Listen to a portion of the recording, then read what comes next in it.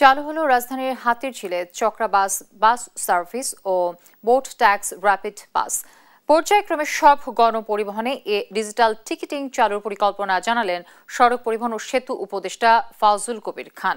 রোববার বিকেলে হাতিরঝিলে চক্রা বাস সার্ভিসের র্যাপিড পাস কার্যক্রম উদ্বোধন করেন তিনি।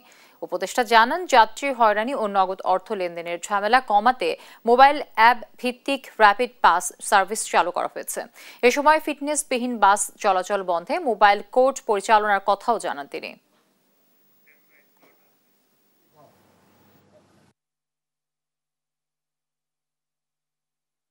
আমাদের একটাই উদ্দেশ্যটা হচ্ছে সড়কে গতি বৃদ্ধি করা।